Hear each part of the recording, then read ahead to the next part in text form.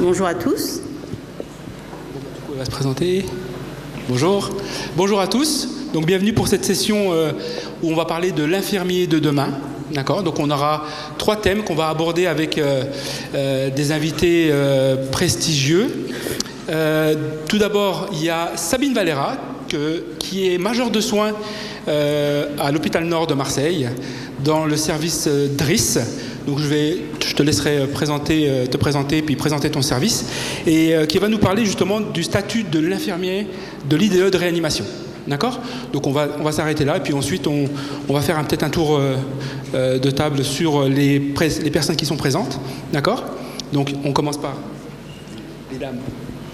Bonjour à tous, moi c'est Adriane Fournéron, je suis infirmière en réanimation et également référente clinique à Chalon-sur-Saône à l'hôpital. Donc référente clinique, c'est au sein de l'ingénierie clinique et dans le développement de projets, l'accompagnement et la formation. Bonjour à tous, moi c'est Virginie Durand, tout comme Adriane, je suis au CH de Chalon et je partage mon temps entre la réanimation où je suis aide-soignante et l'ingénierie clinique où je suis référente clinique. Bonjour, moi je suis Laurent Ratouis, je suis ingénieur biomédical et j'ai la chance de piloter le projet Soignants Augmentés dont on parlera tout à l'heure. Et moi je suis Loïc, infirmier en réanimation et j'aurai la fonction de modérateur avec Ali durant cette session. Et donc Ali Otmani, où je suis donc infirmier anesthésiste à l'hôpital de Chalon-sur-Saône. Voilà. On te laisse la parole, Sabine ? Oui. Bon, normalement j'ai des slides aussi, mais on va venir. Donc bonjour à tous. Comme l'a dit Ali, je suis infirmière en médecine intensive réanimation à Marseille. Donc je suis aussi ce qu'on appelle chez nous major de soins, mais chez vous ça doit être coordinateur peut-être ou infirmier référent, je ne sais pas. Je partage mon temps aussi avec la recherche clinique. J'ai cette chance-là. Et donc voilà. Aujourd'hui, je suis très honorée d'être invitée encore une fois par le CREF et donc je remercie les organisateurs. Un petit peu impressionnée par la brochette de modérateurs quand même, parce que pas l'habitude d'en avoir autant. Donc voilà, moi je viens de là, donc en général j'aime bien quand je viens dans votre région mettre ces photos-là parce que je me dis ça ramène le soleil. Bon là, clairement il fait très beau aujourd'hui à Chalon, donc c'est vraiment très agréable d'être là. Et donc je travaille à l'hôpital Nord de Marseille. L'hôpital Nord, c'est peut-être, vous en avez peut-être déjà entendu parler, c'est un hôpital un peu particulier par sa géolocalisation. Les quartiers nord de Marseille, c'est un endroit assez chaud. Et donc voilà, c'est pas tout le temps de tout repos, mais c'est vraiment un super service. On a 29 lits, donc 4 de soins polyvalents. Alors du coup, on m'a demandé de parler du statut de l'infirmier de réanimation. Alors j'ai trouvé ça surprenant qu'on me demande de parler de ça, puisqu'en fait ça n'existe pas, on est d'accord. Donc le statut de l'infirmier de réanimation, on m'a demandé donc de parler de quelque chose qui n'existe pas. Je vais faire de mon mieux pour ça. Après, c'est bien sûr de l'humour parce que je sais très bien, en tout cas moi je défends ardemment la spécificité de ce que nous réalisons tous les jours au quotidien. Et par ailleurs, je suis présidente de la Fédération des infirmiers de réanimation, la FNIR, et donc ça fait partie de ce que nous essayons de porter au niveau des instances, le fait qu'il existe ce statut et qu'il va falloir à un moment donné trouver comment on l'organise. Parce que finalement, on est loin des petites dames que vous voyez en haut à gauche, bien sûr. Les temps ont changé, tout a évolué, la technique a évolué, les patients ont changé aussi. Les patients il y a quelques temps ne sont plus les mêmes. Moi, quand j'ai commencé, alors du coup, ça fait plus de 20 ans que je travaille dans mon service, mais tous les patients, je ne sais pas si vous avez encore des services comme ça, je ne crois pas. Moi, mes patients, il fallait qu'ils soient bien installés dans leur lit, là, avec les rayures des draps bien alignées, et que je les trouvais bien installés que comme ça. Et alors que maintenant, vous voyez, c'est plutôt, comme chez tout le monde, la réhabilitation précoce, le réveil le plus précoce possible, et puis redonner la vie, vraiment retrouver le sens aussi de tout ce qui se passe autour d'eux, pour finalement arriver à ce qu'on voit au milieu, c'est-à-dire que ces patients, enfin, finissent par se lever, marcher, bouger. Et donc voilà, ces photos, c'est des patients qui étaient un long temps sous ECMO, donc c'est vrai qu'on peut se dire que vraiment, les malades d'aujourd'hui ne sont pas ceux d'hier et que donc, de fait, ça induit pour nous, en tout cas au niveau professionnel, une spécificité très claire. Les techniques ont évolué, donc bien sûr que si on regarde ce qui se passait dans les années 50 avec l'épidémie de polio et tous ces services de soins intensifs qui étaient purement respiratoires, bon, je pense qu'en effet, elles n'étaient pas au quota, elles non plus, c'était un peu surchargé, mais pour autant, maintenant, nous avons mené une telle progression au niveau technique, technologique, mais pas que. On a des patients de fait qui sont de plus en plus graves et du coup, les défaillances sont multiples et donc il y a autant d'appareillage pour pallier ces défaillances et donc ça demande un niveau d'expertise qui est assez important. Si on regarde finalement la réanimation en France, c'est pas si vieux. La réanimation tout court, c'est pas très vieux de toute façon. On ne parle pas de la réanimation bien sûr chirurgicale, mais quand on parle de réanimation plutôt visée médicale, eh bien finalement ça date de la fin des années 50. C'est l'épidémie de poliomyélite qui a fait développer toute l'avancée au niveau de la ventilation mécanique, notamment à long terme. Et puis vous voyez, donc je sais que vous étiez pas né en 1960 et même moi j'étais pas né, mais quand même c'est pas si vieux que ça.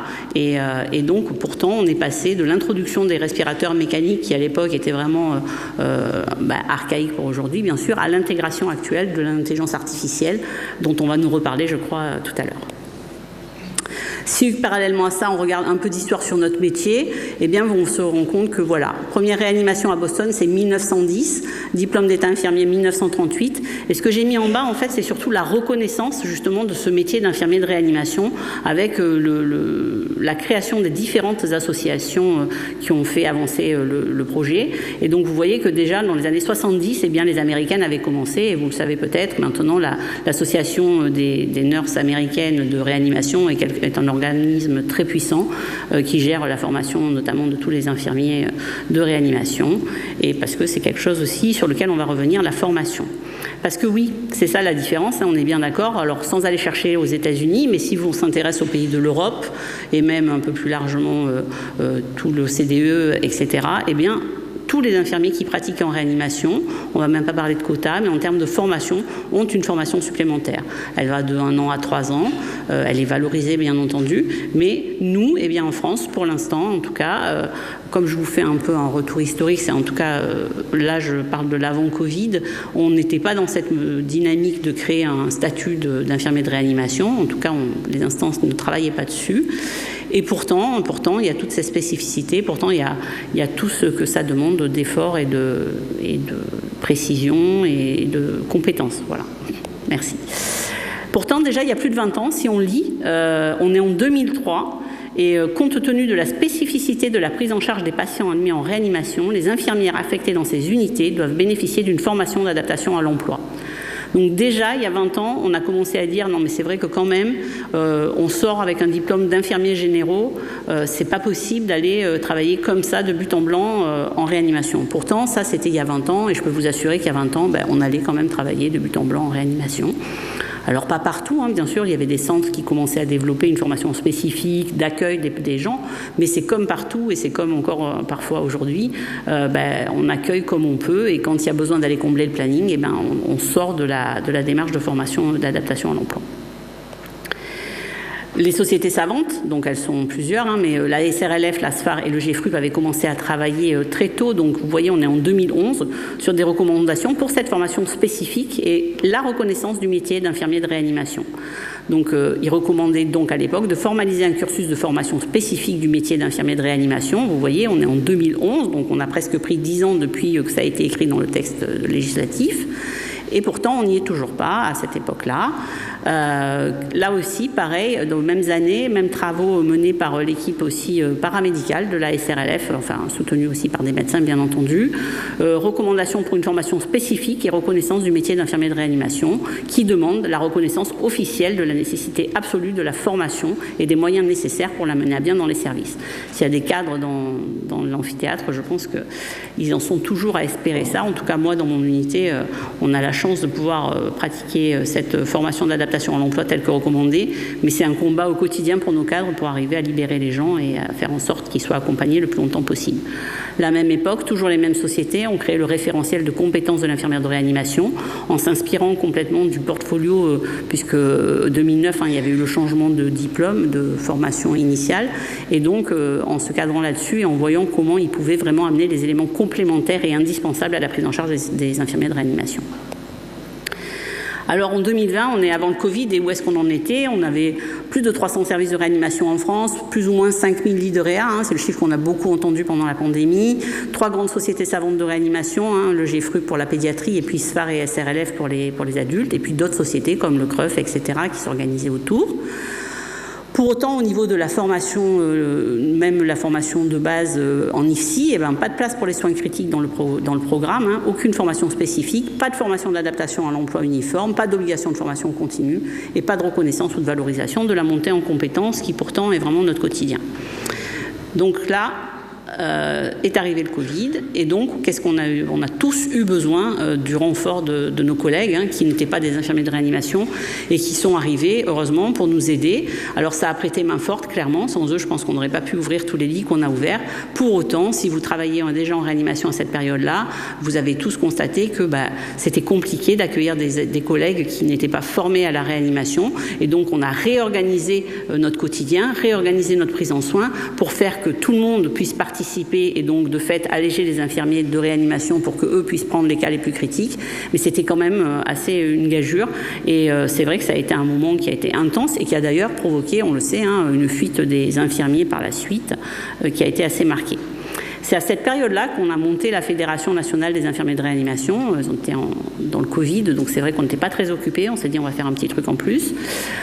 L'idée, ça a été vraiment de dire, de faire connaître et reconnaître notre profession, de défendre l'importance d'une formation adaptée à la réalité du terrain et de rendre possible l'évolution professionnelle et financière pour les infirmiers exerçant en réa. Ça, c'était parce que, vous vous rappelez, hein, on était tous portés un peu nus, là, le soir on applaudissait, mais on s'est dit, oui, ça va durer ce que ça va durer, mais là, qu'il y avait le focus et la lumière qui était faite sur ce que fait un infirmier en réanimation, enfin, je ne sais pas vous, mais moi, ma grand-mère lisait dans le journal ce que c'était le décubitus ventral, quoi, donc c'était assez surprenant, et je ne pense pas qu'il y ait d'autres moments où ça se soit produit.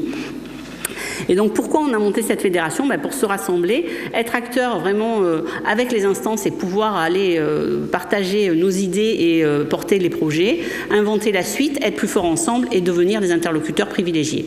C'est ce qu'on a fait, ça a plutôt pas mal marché, donc on s'est organisé, vous allez le voir, sur plusieurs commissions, mais surtout on a produit de la littérature, donc on avait la chance d'avoir des gens qui faisaient déjà un peu de recherche, mais malgré tout, tout le monde s'y est mis, et en fait, mine de rien, on a beaucoup remué les choses et on a fini par nous dire « Ah ben attendez, mais vous, on va quand même vous demander votre avis ». Et donc, on a pu aller travailler avec le CNP, dont le président était là tout à l'heure, Nicolas Terzi, mais aussi avec la DGOS en direct. Et donc, on a pu porter avec les sociétés savantes aussi, bien sûr, tout le projet du plan de formation donc, qui nous tenait à cœur, à la formation d'adaptation à l'emploi. Il y avait aussi, bien entendu, la prime de réanimation qui nous a été accordée, même si elle n'est pas à la hauteur de ce qu'on avait demandé, mais bon, en tout cas, il y a eu un effort de fait. Et puis, dans les mêmes projets, dans les mêmes décrets, il y avait aussi cette idée de enfin stabiliser le ratio et le poser en tant que loi, non seulement pour les services de réanimation, mais aussi pour les services de soins intensifs. Du coup, les différentes commissions qui se sont organisées au sein de l'AFNIR, il y avait une commission qui s'occupe des formations avec deux groupes, un qui travaillait sur la formation de l'adaptation à l'emploi et donc la réflexion sur le programme qui pourrait lui être attribué, et puis un groupe plus axé sur un master, puisque donc on avait rencontré le cabinet du ministre et qui nous disait que on ne va pas réinventer la roue et que donc il faut arriver à se glisser dans des schémas qui existent déjà. Hors de question pour eux de réouvrir des formations type IAD sur un cursus complètement entre guillemets scolaire, mais bien sûr l'idée de rejoindre la faculté et donc la seule proposition qui nous était faite était de travailler sur un master et donc pour être IPA de réa, en tout cas c'est ce qui était posé comme jalon, c'était déjà il y a 4 ans. Qu'est-ce qu'on a fait? Donc on s'est dit qu'il était temps, en effet, de donner du poids à nos revendications. Et en fait, on a lancé l'étude Lagoon. Vous savez peut-être que quand le décret a été publié en 2022, les instances s'engageaient à réévaluer cette question de la charge en soins dans les 18 mois qui suivaient. Bien évidemment, il y a eu tellement de remaniements, etc., qu'on a bien vu que ça ne serait pas fait dans les temps. Alors on s'est dit qu'on allait porter le projet. Et donc ça a été les études Lagoon à laquelle vous avez sûrement participé parce que vous avez été super nombreux à participer. Et vraiment, on vous remercie. Ça a donné lieu à plusieurs papiers et surtout c'est pour une fois, c'est la première fois qu'on a ces données-là en France sur les infirmiers de réanimation et sur la charge en soins. Et donc en plus de ça, c'est ce que je viens de vous dire, c'est qu'en fait on voulait absolument rapporter ça au niveau du ministère pour signer les avancées et puis pour leur dire voilà on en est là et je vais vous montrer les résultats dans 2 secondes. Mais donc en plus de cette réévaluation de la charge en soins, il y a d'autres points qui étaient abordés dans le décret, qui étaient notamment plus de services DUSC isolés dans une structure sans réanimation, sauf en cas exceptionnel. Un quota AS, et ça nous tenait beaucoup à cœur, parce que là je parle beaucoup des infirmiers, c'est le topo qu'on m'a demandé de faire, mais tout au long du parcours de l'AFNIR, bien sûr, on a été en parallèle avec la Fédération des aides-soignants à la FNASAPR, qui est aussi très très active et qui a fait beaucoup de choses. Et donc pour arriver à ce quota d'AS en soins intensifs polyvalents, à 1 sur 4 le jour et 1 sur 6 la nuit. Voilà. Et enfin aussi un point important, qui est le fait que le quota est calculé au nombre de lits ouverts et non sur le nombre de lits occupés. Vous connaissiez peut-être cette époque où quand il n'y avait pas beaucoup de patients, on vous disait, si tu veux, tu peux poser un R et puis tu peux rentrer parce que là, franchement, il y a 3 patients dans l'unité. Maintenant, c'est plus ça. C'est en fait, s'il y a 3 patients, et s'il y a 10 lits, on a les infirmiers qu'il faut pour 10 lits et puis on a largement d'autres choses à faire et de faire un peu de transversalité notamment et de choses qui peuvent aider et fidéliser. Bien sûr, enfin, le kiné rattaché aux unités de soins critiques et le psychologue dans chaque service. Donc, l'avancée principale, nous, en tout cas, on a été porteurs de ça et on a été très contents, c'est que 8 semaines de formation d'adaptation à l'emploi, c'est ce qui était réclamé donc, depuis les premiers textes, 2003. Et donc là, c'est maintenant posé dans la loi. Donc, bien sûr que ce n'est pas déjà mis en place partout. Bien sûr que ça doit s'organiser. Bien sûr que ce n'est pas dans toutes les réanimations qu'on peut lâcher les gens en 8 semaines. En fait, cette formation d'adaptation à l'emploi, elle peut se dérouler de plein de façons différentes. Bien sûr, il y a l'accueil de la personne et sûrement les 4 semaines de formation en double ou je ne sais comment vous êtes organisé. Mais on a envisagé aussi que ça voulait dire que dans les 6 mois ou l'année qui venait, les gens pouvaient peut-être aller faire 1 semaine de formation, notamment en simulation. Il y a certains endroits en France où c'est testé actuellement. Donc, il y a Strasbourg, il y a Angers qui testent un peu des méthodes différentes pour intégrer une colorisation, on dit, du diplôme à la sauce soins critiques à partir du 6e semestre avec un DU qui est pratiqué en parallèle des études d'infirmière. Enfin voilà, tout ça, ça peut intégrer ce cadre de la FAE de 8 semaines. Et puis alors, si on parle de notre spécificité, de notre expertise, puisque c'est un peu ça le sujet, finalement, pourquoi il y aurait un statut infirmier de réanimation ? En fait, c'est qu'on garantit quand même la qualité et la sécurité des soins. Ça, c'est comme tous les infirmiers de tous les services, le confort du patient, bien évidemment pour tous, l'accompagnement des proches, c'est les mêmes missions. En effet, infirmiers généraux, c'est ça. Mais il faut se dire quand même que nous, on est dans des secteurs où la mortalité, par exemple, est entre 20 et 30%. Donc, je ne sais pas vous, mais quand nous, je suis dans un service où il y a un turnover qui est énorme et quand les jeunes infirmiers arrivent, en général, ils ont aux alentours de 20-25 ans, plutôt 25 ans. Et donc, ils viennent en réanimation. C'est d'ailleurs assez marrant parce qu'en France, on dit réanimation. Partout ailleurs, on dit soins critiques. Soins critiques, quand même, ça pose un peu la notion de c'est critique. Nous, réanimation, ça donne un peu le côté on va sauver tout le monde, on est les cow-boys. Bien sûr, c'est ce qui est ressenti des fois par nos collègues qui ne bossent pas en réanimation. Et pourtant, ça nécessite une vraie montée en compétences dans la prise en soin, dans le développement des compétences spécifiques, notamment pour tous les aspects techniques qui nous entourent au quotidien, mais aussi le développement des compétences relationnelles, parce que c'est vrai que recevoir toutes ces familles qui sont quand même, si ce n'est endeuillées, ce qu'on leur souhaite d'ailleurs, parce que ça concerne quand même que 1/5 des familles, bien heureusement, mais de toute façon, c'est un choc. Ils sont en train de vivre quelque chose c'est une grosse épreuve de la vie, et ils ne retrouveront pas la personne comme, en tout cas dans son histoire à cette personne, il y aura ce passage en réanimation, et donc tout ça, ça demande à être accompagné, et c'est des gens bien souvent quand même qui sont très en demande de discussion, etc. Développer la recherche paramédicale, donc ça a largement été évoqué tout à l'heure. Moi, j'ai la chance de faire partie d'une équipe dans laquelle on essaye de développer la recherche paramédicale, clairement en aidant à la recherche médicale, c'est comme ça qu'on finance nos postes. Et puis des positionnements de soignants référents. Tout ça, ça montre quand même qu'il y a quand même de la spécificité, de l'expertise, parce que s'il n'y avait pas d'expertise, on n'aurait pas besoin de référents. Et puis qu'est-ce qu'on attend ? On attend d'avoir de l'autonomie, c'est ce qu'on attend des infirmiers de réanimation. Rapidement, on demande à ce qu'ils soient autonomes, même si on sait qu'il faut quand même au moins 1 an pour être formé bien et 2 ans plutôt pour être à l'aise. Et en termes d'expertise, c'est toujours pareil en fait. C'est passer de novice, on arrive, on n'a pas d'expérience, en tout cas pas d'expérience de réanimation, et puis on va grimper peu à peu les échelons qui vont amener jusqu'à l'expertise. Donc ça, c'est quelque chose qui se fait avec le temps, avec l'expérience, avec votre vécu de la réanimation. Donc ça peut pas se faire en 5 minutes. Donc ça nécessite de fidéliser les gens pour qu'ils restent un moment et qu'on puisse retrouver des piliers dans les équipes. Ce qui est d'ailleurs assez intéressant, c'est que quand on va voir dans des CH qui sont un peu moins gros que les énormes CHU, enfin moi je parle de ce que je connais, donc comme Marseille, très souvent on a des équipes beaucoup plus fidélisées parce que s'ils veulent faire de la réanimation, il y a 1 ou 2 hôpitaux qui en fait, et donc voilà. Et donc on a des experts qui sont vraiment formidables, quoi.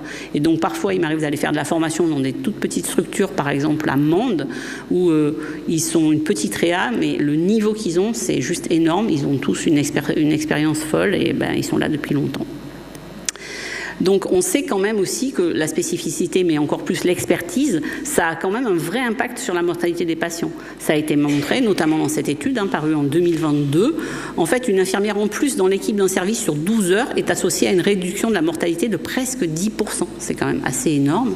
C'est-à-dire que, par exemple, le 10%, c'est un peu ce que la mortalité qui a diminué du SDRA quand on a fait de la ventilation protectrice, vous voyez, donc c'est quand même pas mal.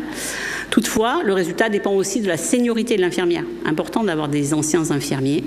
Et en effet, l'ajout d'une infirmière senior a 2,2 fois plus d'impact que l'ajout d'une infirmière junior. Donc ça, c'est pour dire qu'il faut continuer à former les gens et qu'il faut continuer la formation continue comme vous faites aujourd'hui ici.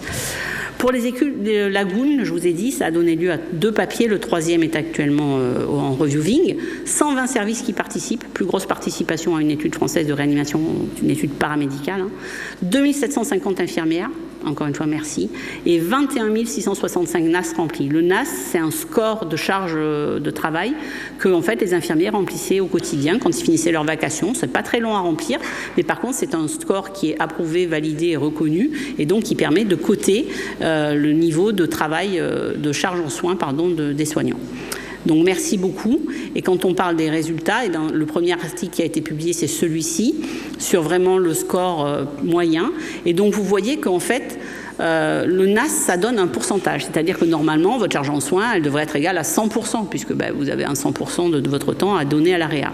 Mais quand on est dans une unité qui fait que de la réanimation, on est déjà à 127,5%. Donc déjà, un infirmier pour 2,5, ça donne ça. Donc nous, vous savez ou pas, complète pour un quota à 1 pour 2. Quand on est en fait dans les soins en niveau de réa un peu plus bas, c'est encore plus lourd. 142,9. Et alors là où on éclate tout le monde, c'est quand on a des unités dans lesquelles, vous savez, vous en faites peut-être partie, je ne sais pas, c'est des unités de réanimation où certains jours, en fonction du niveau du patient, de charge en soins, celui-là est soins intensifs, celui-là est réa, demain c'est celui-là qui est un soin intensif, et puis 2 réa. Et donc cette mixité comme ça, ça alourdit encore la charge en soins. Donc pour demain, puisqu'on demande de parler du statut d'infirmier de réanimation qui n'existe pas pour l'instant, et bien pour demain, il faut continuer à se former. Il faut absolument qu'on agisse sur la formation initiale et on espère beaucoup là des prochaines réformes. Et puis il faut continuer la formation continue. Donc la formation continue, il y a plein d'endroits pour en faire. Et donc le fait de vous retrouver ici notamment, ça en fait partie. Qu'est-ce qui est nécessaire pour qu'on voit développer le rôle en pratique avancée ? Est-ce qu'on en est là vraiment en France ? Il faut qu'il y ait des besoins dans la société. Je crois que c'est clair pour tout le monde. Il y a beaucoup de régions qui sont sous-dotées, même si certaines ne le sont pas. Il faut qu'il y ait des besoins de santé dans la société concernée. C'est le cas aussi. Et puis, si vous égrenez les points les uns derrière les autres, vous constatez qu'en effet, on est largement arrivé au temps où la pratique avancée aurait un sens en réanimation. Alors la pratique avancée en réanimation, qu'est-ce que ce serait ? Alors je ne vais pas parler 1 heure là-dessus, puisque l'intervenant suivant va parler de ça essentiellement, puisqu'il est infirmier en pratique avancée. Mais l'idée, c'est d'harmoniser le champ de l'exercice des infirmiers. En fait, ce serait qu'on pratique un peu tous de la même façon, de sécuriser en adossant à une formation solide. Je pense que vous avez compris que la formation, ça me tenait à cœur. Pour avoir une autonomisation inévitable, mais qui, même si elle est déjà largement développée, et puis de conserver l'expertise dans les services en la valorisant, et donc bien sûr de fidéliser, parce que ça reste quand même la carte maîtresse pour avoir un niveau de compétence qui reste intéressant et surtout que l'on doit à nos patients.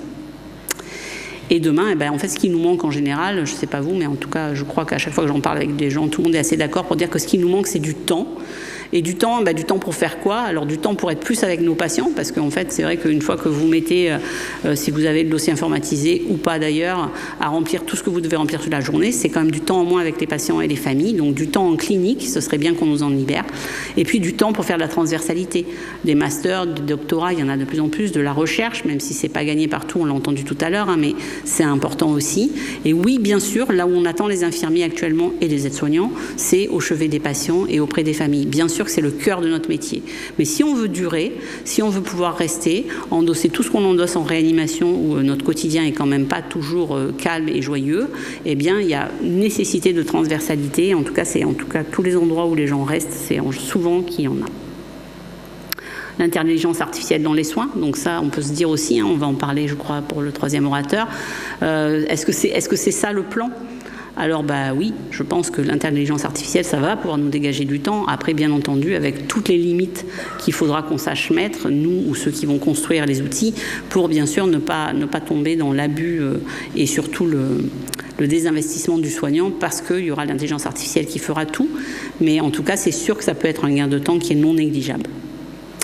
Et demain, du coup, c'est vous. Demain, c'est vous. Donc, il faut vraiment devenir acteur de l'évolution de notre métier. C'est important. C'est important parce que, on ne dirait pas, mais l'avenir, mine de rien, on a bataillé, ça a pris du temps, mais il y a des petites avancées. C'est important de travailler tous ensemble. On n'a jamais envisagé d'aller toute seule, la fédération, que ce soit des aides-soignants ou des infirmiers. Bien sûr qu'on est soutenu par les sociétés médicales, la SRLF, la SFAR, le GFRUP, le CREF, etc. Les sociétés un peu plus, ou les associations un peu plus locales aussi. Et donc, c'est vraiment important, je pense, que tout le monde prenne conscience que même si votre quotidien, c'est 12 heures en réanimation et que ça prend du temps, ça prend de la tête et qu'on a besoin, la charge mentale après de diminuer, c'est important de devenir acteur. Et si vous voulez devenir acteur, rejoignez-nous, c'est trop cool. Et puis, du coup, voilà, si vous voulez vous inscrire, rejoignez-nous, je le répète. Voilà, l'avenir, c'est des gens qui sont là depuis 2020 et on a besoin de vous, en fait, pour entrer dans le conseil d'administration, pour avoir des gens jeunes et de terrain aussi et qu'on ne soit pas un espèce de mausolée avec que des vieux infirmiers. Voilà, c'est vous l'avenir et donc demain, c'est ça qui vous attend. Merci de votre attention. Merci beaucoup, merci Sabine. Tu m'as presque convaincu du coup. Non ? Si, non, franchement. parce que tu es IAD. C'est pour ça que je te dis que tu m'as convaincu. Et donc vraiment topo très enrichissant. Ce que je vous demande, c'est qu'on va peut-être se réserver une ou deux questions dans le public, s'il y en a. S'il n'y en a pas, j'en ai une, moi. Juste, est-ce que tu te souviens, Sabine, de 2010, une étude de Boston, de l'hôpital de Boston, qui avait fait justement un parallèle entre quota infirmier et mortalité, où ils avaient fait justement un quota de 1 pour 1, une soignante, un patient, et en fin de compte, ils avaient diminué drastiquement les mortalités lors des prises en charge des patients de réanimation lourds. Oui, tout à fait. La plupart des soins critiques, même en Europe, sont à 1 pour 1, 1 pour 2. Moi, j'ai beaucoup travaillé avec l'Angleterre et moi, je suis dans un centre où on pratique beaucoup l'ECMO. Et donc là, ils ont l'ECMO, le référent ECMO, le référent du patient, etc. Bon, quand le Covid est arrivé, par contre, ça leur a fait très, très bizarre parce que nous, ils nous trouvaient vraiment un peu des ovnis de dire qu'on prenait 3 patients en charge dont les ECMO, ils ne comprenaient pas. Mais oui, c'est bien sûr que c'est l'idéal, on aimerait tendre vers ça. Et là, 1 pour 1, bien sûr. Alors, autant vous dire que déjà, à 1 pour 2, on bouscule beaucoup les instances. Donc, mais oui, l'objectif, bien sûr, ce serait idéal. Et vous voulez rajouter quelque chose ? Eh bien, écoutez, on va peut-être passer à la suite, mais juste avant, il y a des mots qui sont très importants. Tu as parlé d'expertise. Et je pense qu'il faut que ça fasse écho dans la salle. L'expertise, c'est, je pense, un des chemins de l'acceptation, justement, pour pouvoir être IPA en soins critiques. Je te laisse présenter la suite ou tu veux que...